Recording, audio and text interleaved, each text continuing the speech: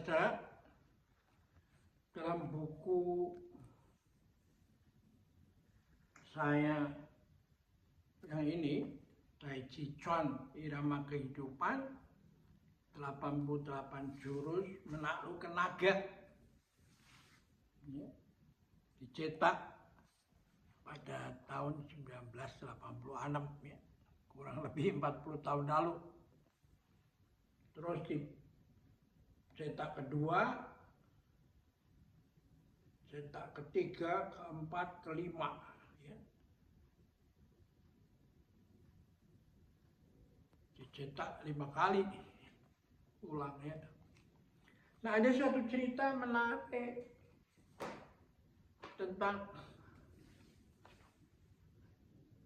seorang guru yang mengajak murid-muridnya di saat libur naik ke gunung untuk melihat keindahan air terjun itu.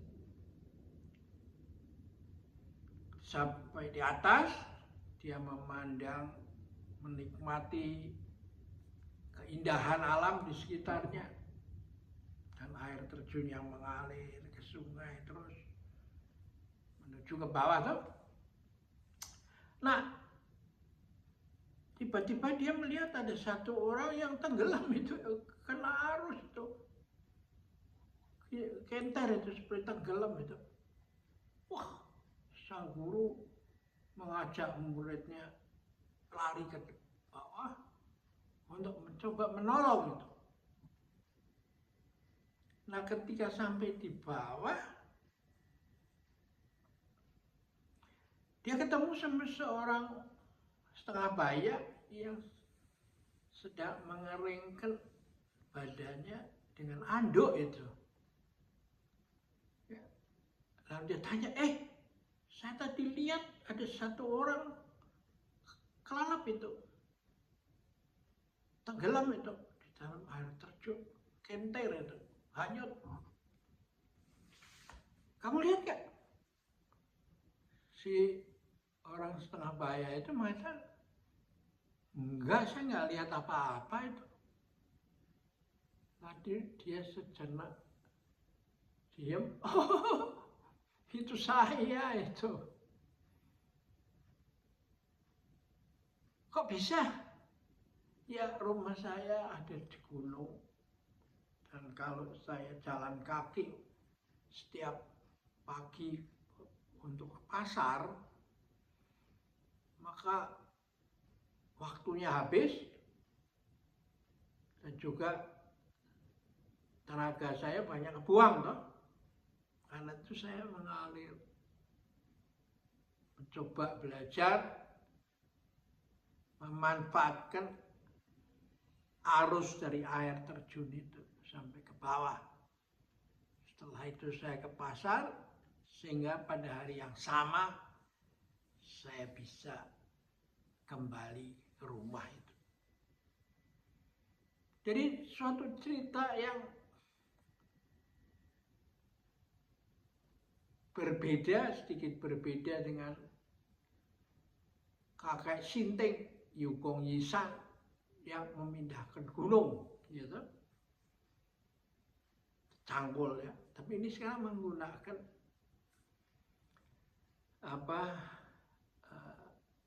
going with the flow dengan air terjun itu ya. Nah, ini yang satu, sang guru itu terpelajar, seorang profesor gitu, bergerak melalui konsep pikiran itu ya.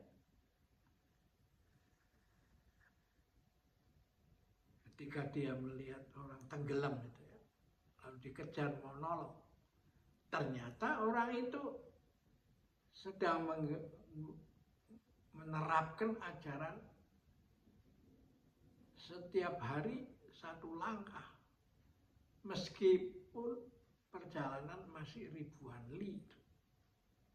Dia hanya mengalir aja, menjaga aliran itu supaya dia aman, gitu. Hati-hati, aman, dan lalu dia bisa sampai ke bawah itu. Ya.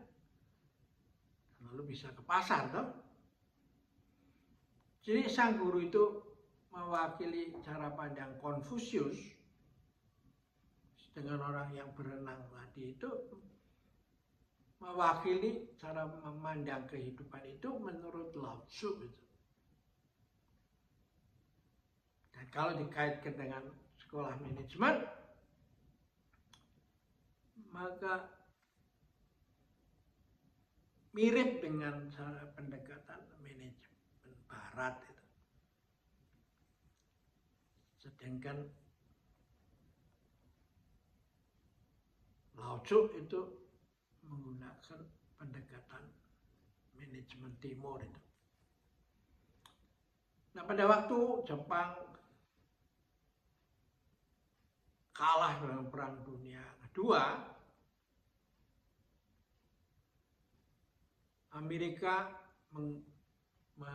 mempunyai program Marshall Plan kalau nggak salah itu, untuk membantu negara-negara yang kalah perang untuk bangkit kembali.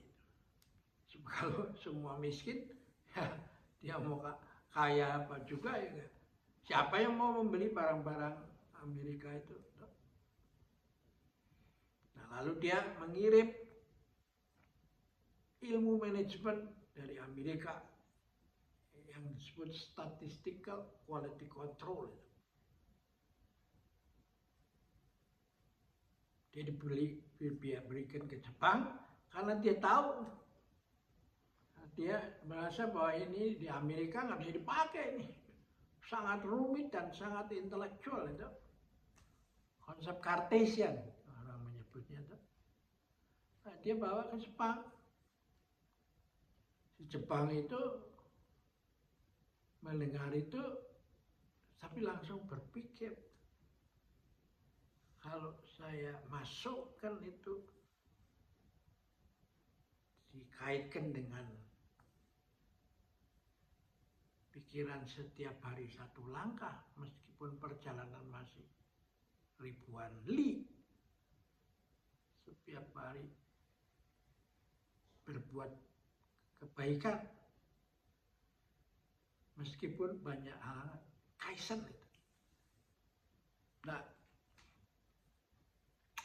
dengan diperkaya oleh pandangan timur ini, maka dalam waktu yang sangat singkat, Jepang yang kalah perang itu bisa membuat kembali pulih di negara-negara yang dulunya menang perang, dan bahkan bisa produk-produknya bisa mengunggulinya di bidang otomotif, di bidang kamera yang presisi, semua itu bisa ditingkatkan kualitas dan produktivitasnya menjadi lebih tinggi. Jadi inilah sebenarnya saya mencoba men-share ilmu yang saya dapat ini supaya Indonesia ini bisa maju untuk menjadi bangsa yang bermartabat di tengah pergaulan internasional ya. Oke, kita akhirin dulu pertemuan kali ini dan sampai jumpa lagi.